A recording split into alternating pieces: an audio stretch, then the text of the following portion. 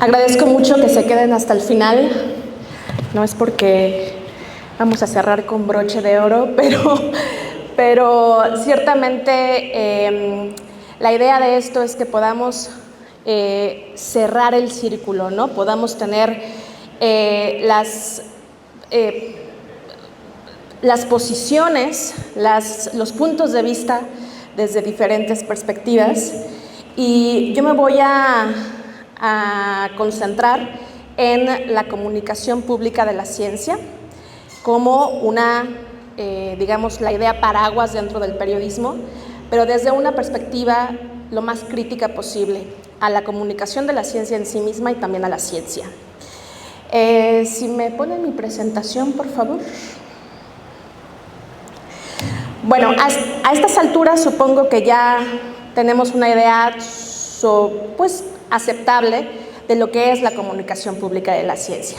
Y si no, quiero empezar justamente con una definición que nos ayude a empezar a hablar de este debate. Si es PDF, ¿tiene sentido que haga esto o te voy diciendo? ¿Te voy diciendo? Ok, entonces la siguiente.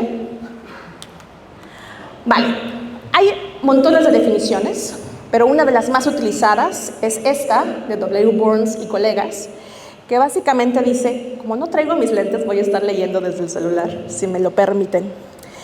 Usar habilidades, medios, actividades y diálogo apropiados para producir una o más de las siguientes respuestas personales a la ciencia.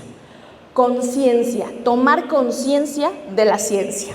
Disfrute, ¿no? O sea, sí podemos tener actividades relacionadas con la comunicación pública de la ciencia, pero no podemos olvidarnos de que no sintamos placer al conocer más, al aprender más.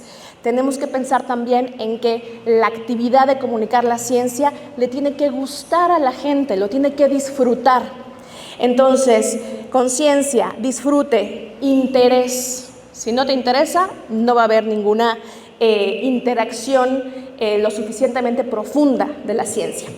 Formación de opinión. Gracias al conocimiento científico, muchas veces uno puede tener un posicionamiento sobre si conviene o no pensar en cómo los pescadores tradicionales están o no teniendo un impacto a partir del calentamiento.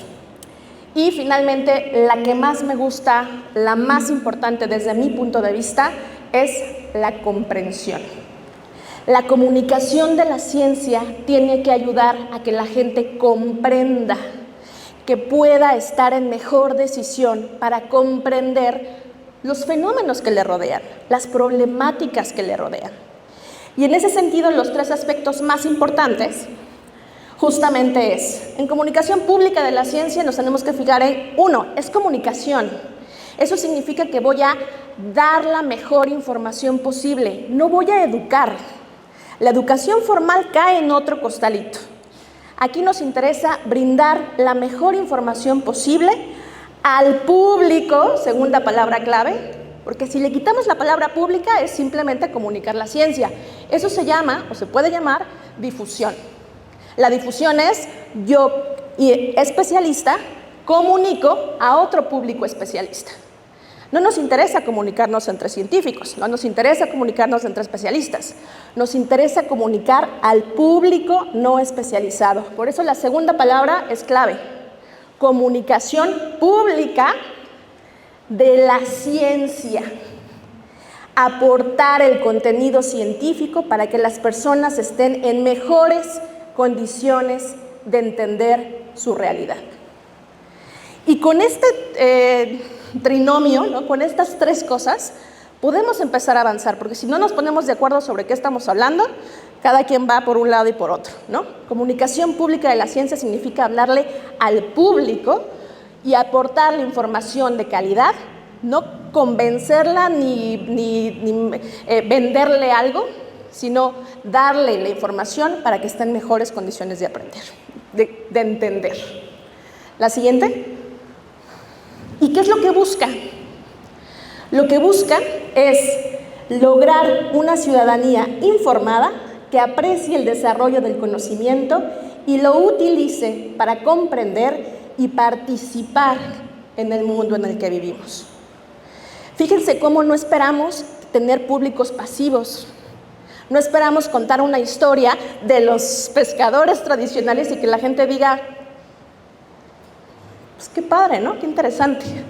No, la idea aquí es, te estoy compartiendo esta historia porque quiero que tú, quien me estás leyendo, audiencia, tengas un papel activo sobre cómo ese conocimiento puede ayudarte a tomar decisiones, puede ayudarte a saber dónde comprar pescado, puede ayudarte a saber por quién votar o no votar en las próximas elecciones, puede ayudarte a saber si tus hijos se van a dedicar a la agricultura o a la parte agropecuaria o más bien se van del país, ¿no? O sea, hay decisiones que la gente toma y que tienen que estar basadas o deberían estar basadas en conocimiento científico, o al menos de cómo el conocimiento científico influye en las problemáticas que enfrenta. Siguiente, por favor. Entonces, es un poco lo que ya decía Nelly. Creo que la mejor forma de hacer comunicación pública de la ciencia no es necesariamente decirles, pues mira, esta es la química y las matemáticas respecto a tal cosa, entonces, no, o sea, no es una clase, no es educación formal. Lo que buscamos es historias, ciertamente, pero también historias, la siguiente, eso sería como la idea más común, la idea más generalista de lo que pensamos cuando pensamos en ciencia, pero en realidad, un tema de ciencia, la siguiente, un tema de ciencia es todo. Les pongo aquí varias fotos. El tráfico. ¿Se les ocurre una historia de ciencia sobre el tráfico? ¿Cómo disminuir la densidad vehicular al mismo tiempo que se están vendiendo chorrocientos mil autos? ¿Qué tiene que ver ahí? Pues supongo que la planeación de la ciudad puede ser un factor. Hay gente que lo involucra con transiciones de fase y cómo un estado sólido puede volverse un estado gaseoso y vincularlo al tráfico. Hay matemáticas ahí, hay decisiones de política pública ahí. Siguiente. El tema de perspectiva de género, que es ya transversal. ¿Qué historia de ciencia puede estar relacionada con la perspectiva de género? Cualquier interacción dentro de las comunidades científicas pasan por una perspectiva de género y muchas veces pasan por una falta de perspectiva de género. Por eso tenemos acoso sexual dentro de las comunidades científicas. Eso pueden ser historias de ciencia también, historias de periodismo de ciencia o historias de comunicación de la ciencia. A la gente a veces se va uno con la idea de hay que contarle lo maravillosa que es la ciencia a la gente para que entusiasmarla y para invitarla a que sean científicos o científicas. No. A la gente hay que contarle en qué consiste la generación de ese conocimiento. Con sus grises, con sus blancos y con sus negros. Porque pasan dentro de esa generación de conocimiento muchas cosas que no aparecen en los medios de comunicación, que no nos cuentan en las escuelas, que no nos cuentan cuando nos dicen, tienes que ser científica. Sí, pero ¿a costa de qué? ¿O voy a encontrar un lugar para trabajar después de estudiar ciencia? ¿Por qué no se cuentan esas historias también? Es mucho más honesto decirle a la gente, esto es la ciencia, así se genera el conocimiento, y no darles una idea súper naif, súper infantilizada, como decía Nelly, de algo que no es así. No es, amiguito, qué diversión hacer ciencia. No, cualquiera que se dedique a hacer ciencia aquí, investigación científica, pueden hablarnos de sus frustraciones, de cómo ha sido difícil encontrar dinero, recursos para financiar su investigación, de la importancia de tener estudiantes y que no llegan, de dirigir una tesis, ¿no? O sea, es frustrante, tiene su frustración y eso lo hace humano. Y por eso nos importa contar la comunicación de la ciencia a partir de ese factor, humanidad. Y por eso el siguiente... bueno, podemos seguir porque puse varias fotos. El hacinamiento, el cambio climático, la presión de ambientes obesogénicos, que siempre pensamos que es el individuo el que es obeso, es el individuo el diabético y es el individuo, sí es el individuo, pero en realidad no pensamos en toda la infraestructura, toda la estructura, toda la problemática general que hace que los individuos no tengan acceso a una alimentación mucho más sana, ¿no? Y si la quieres es mucho más cara. Entonces, primer consejo. Esto lo propuse como 5 consejos, ¿no? 5 consejos para comunicar la ciencia. Primer consejo, todo puede ser ciencia, todo, aunque suene a cliché, pero por lo tanto, como todo puede ser ciencia, nuestras problemáticas como ciudadanía pueden ser historias de ciencia. Solo tenemos que unir ese conocimiento científico, atravesarle ese filtro de conocimiento científico a lo que nos pasa como ciudadanía. Siguiente. Y esta es una historia súper bonita, la voy a resumir, pero es básicamente, ustedes se enteraron que hace unos años mataron a varios estudiantes de un estado del país que se llama Guerrero, y el gobierno, son los 43 estudiantes de Ayotzinapa, y el gobierno lo que dijo es que habían sido incinerados en un basurero, tal cual. Y esta historia es una historia de Science, de una colega periodista de ciencia, Lizzie Wade, que lo que hizo fue decir, ¿cuál es la ciencia de esta historia?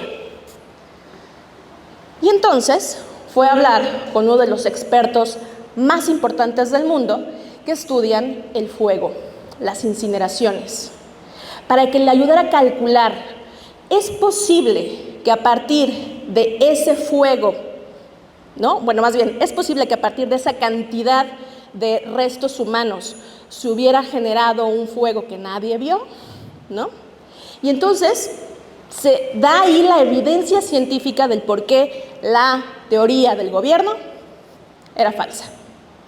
Una historia de ciencia a partir de uno de los dramas, de las tragedias más importantes de un país. Siguiente.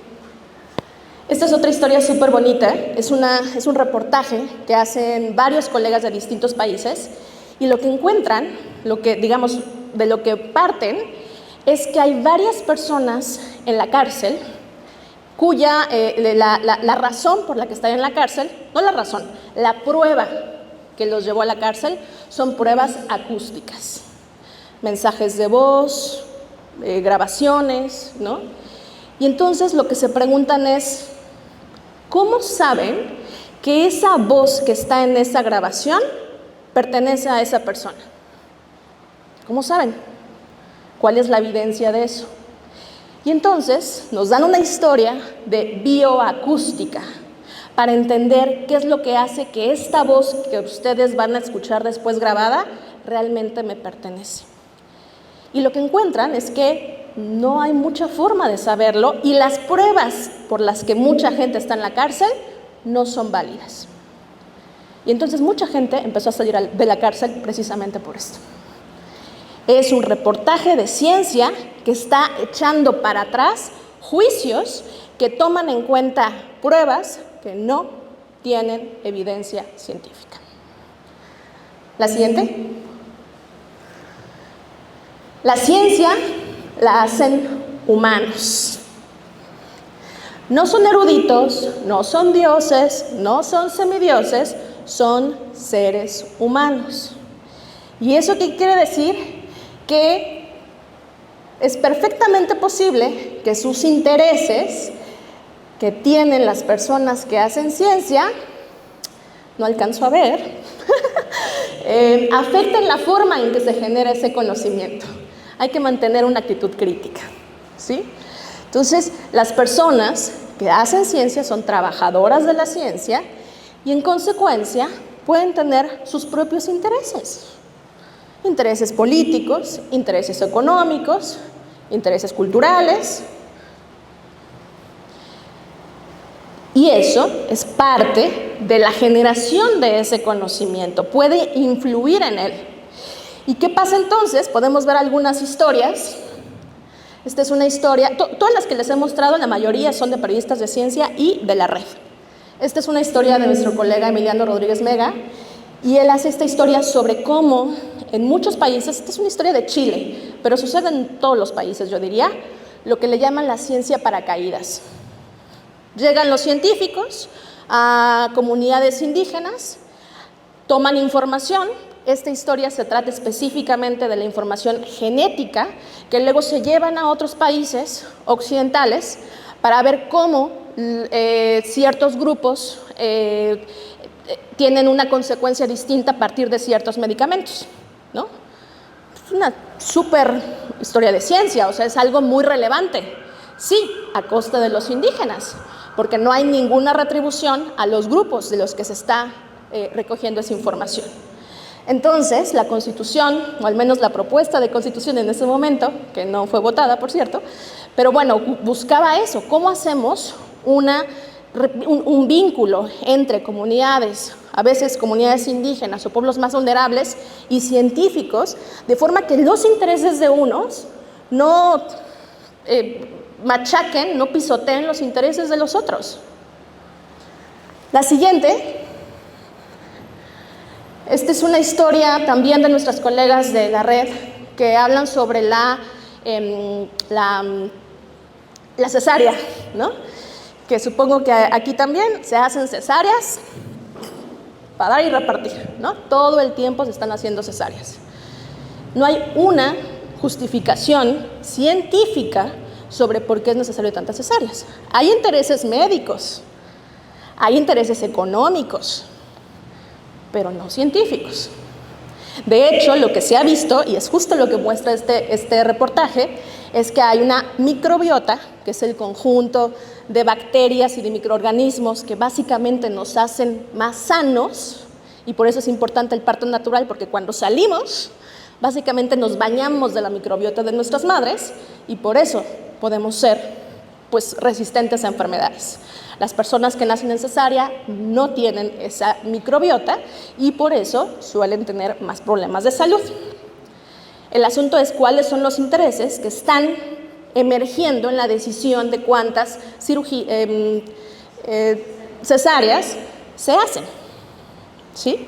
Y tercero, este es otro ejemplo de todos los vínculos de científicos y científicas que están siendo pagados por la industria para favorecer los intereses de las empresas. En este caso, los vapeadores, que nos vienen a decir las empresas relacionadas con el tabaco, las tabacaleras, que son menos dañinos que el tabaco tradicional, ¿no? Y no tengo tiempo, pero les cuento ahí en el café por qué no lo son, o por qué son exactamente igual o peores. Y otra vez, ¿cuáles son los intereses que están emergiendo ahí? Cuando leemos un paper, es un paper científico, cuyo autor es un científico, pero está siendo pagado por una empresa para favorecer los intereses de esa empresa. Pasa lo mismo con las leches en polvo, y por eso muchas madres deciden darle leche en polvo en vez de leche de amamantarlos, ¿no? Cuando hay razones científicas desde hace ya mucho tiempo que se sabe que eso va a ser más saludable al bebé. Siguiente, por favor. Y finalmente esto del acoso sexual, este es otro reportaje de Emiliano que habla sobre las líneas muy tenues dentro de las comunidades científicas, porque a veces el acoso sexual se ve, ¿no? El acoso sexual es como muy claro, hubo un tocamiento, hubo una violación, pero ¿qué pasa cuando no está tan claro? ¿Qué pasa cuando es una cuestión de percepción cultural, generacional, ¿no? En el que muchos científicos antes sentían que podían tratar y hablar de cierta forma, y ahora eso ya no es permitido? De eso se trata este reportaje, y también es cuáles son los intereses de cada quien. Siguiente. Tercer consejo, son 5 nada más, lo prometo. Tercer consejo, comunicar para la sociedad. Es obvio, ya lo dije, es para el público, pero a veces se nos olvida. A veces fingimos que estamos haciendo comunicación pública de la ciencia cuando le estamos hablando a los científicos o a las científicas, respondiendo a sus intereses. Y por eso pongo ahí, no lo puse tan grande, pero los los comunicadores de la ciencia no debemos ser los voceros ni las voceras de los científicos. Trabajamos para los intereses públicos. Trabajamos para la gente. Cuesta mucho entenderlo a veces en las comunidades científicas, y cuando les digo, por favor, no les pidan sus notas a los periodistas, es como, wow, no, ¿por qué? No, esto está muy mal. Pero es que ¿de qué forma vamos a profesionalizarnos? ¿De qué forma vamos a poder ser mucho más conscientes de la importancia de que trabajamos para allá, para la gente, no para las comunidades científicas? Las comunidades científicas son una fuente de información riquísima. Nos sirve muchísimo para nuestro trabajo, pero no somos sus voceros. No nos pueden pedir, di esto y cambia esto porque yo lo digo. Evidentemente tiene que haber una profesionalización de la comunidad de comunicadores. Si no, pues, ¿cómo los defiendo? Pero bueno, es importante saber que nos comunicamos para la sociedad. ¿La siguiente? ¿Qué pasa cuando no sucede eso? Que a veces podemos caer en bulos simplemente porque lo dijo el científico, lo dijo el médico. Esto es un ejemplo, tuvimos un proyecto durante la pandemia donde nos llegaban un montón de información de noticias que salían en los medios, en donde ponían así, lo dice científico. Y ya, pasaba por bueno. Cuando decían burradas como estas, ¿no? Que había aumentado el cáncer a partir de las vacunas, sin una sola evidencia científica. Entonces, tampoco puede ser como decir, no hay problema, es científico y entonces no podemos hacer nuestro trabajo. ¿Cuál es nuestro trabajo? Investigar, llegar preparado a la entrevista, leer papers. Yo sé que lo que estoy diciendo a veces es muy complicado hacer en unas inercias tan problemáticas y precarizadas dentro de los medios de comunicación, yo lo sé. Pero es que si no es eso, ¿qué? Nos quedamos con esto y la gente se queda con esto. La gente se queda pensando, no me voy a vacunar porque me va a dar cáncer mañana. ¿La siguiente? Cuarto consejo, penúltimo. ¿Cómo lo saben? Es la pregunta, siempre a mis alumnos les digo, si no responden esa pregunta, no están comunicando ciencia. ¿Quién sabe qué están comunicando? Están comunicando cosas muy interesantes.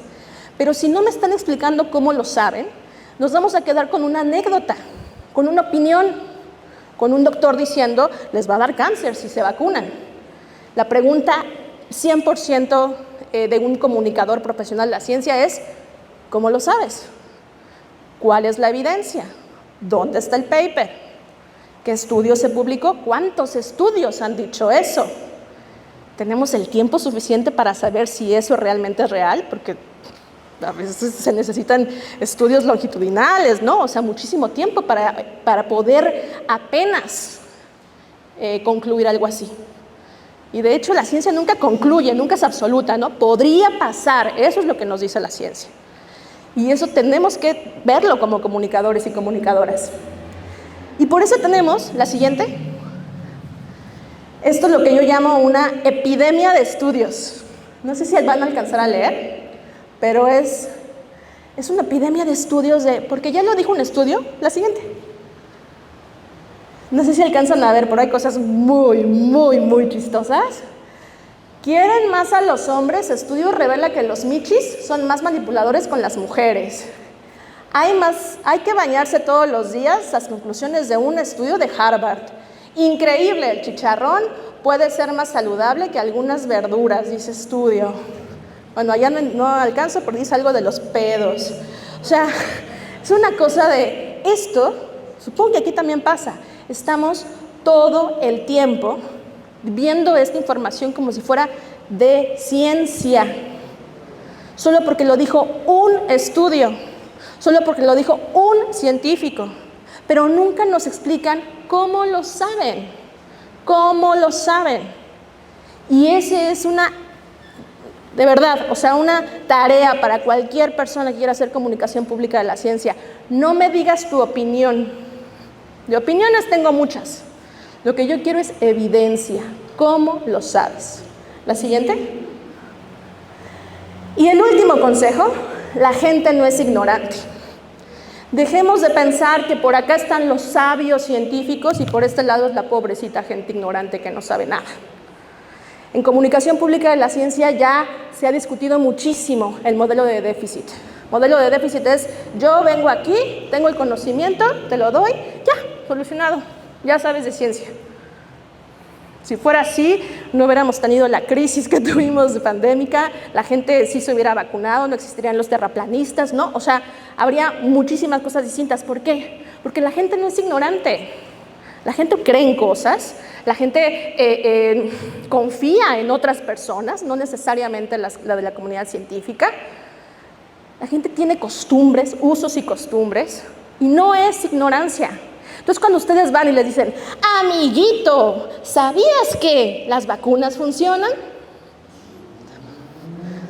O sea, ¿por qué tratamos de ignorantes a la gente? Nuestra función también es ser mucho más críticos con nuestro papel como comunicadores de la ciencia y saber en qué creen ellos, por qué lo creen así, por qué le tienen más confianza a un youtuber que a mí. Y eso me va a dar mucha más información a que simplemente diga, ay, pobres ignorantes, mejor no les digo nada. Y ya, cierro con eso, solamente quiero decir por dónde empiezo. Hay que profesionalizarnos, o sea, cualquier persona que quiera hacer comunicación de la ciencia, de verdad hay que estudiarle. Pues ni modo, o sea, sí, la práctica ayuda, pero hay que estudiarle, saber los modelos de comunicación de la ciencia, entrar a un curso de comunicación de la ciencia, entrar a redes de periodismo de ciencia. Hay que estudiarle, hay que ser tantito más críticos sobre nuestra formación. Hay que unirnos con gente que lo sabe, ¿no? Que ya lo ha hecho. Y hay también que empezar sus propios proyectos. Creo que hay que perderle el miedo una vez que ya tengamos las herramientas. Les puse ahí la siguiente, unas recomendaciones de libros, ya lo enseñó Nelly. Pero bueno, se los puedo dejar la presentación. Estos son podcasts. Ahí está el podcast que mencionó Nelly, que es nuestro, sobre historias de salud desde la perspectiva del paciente.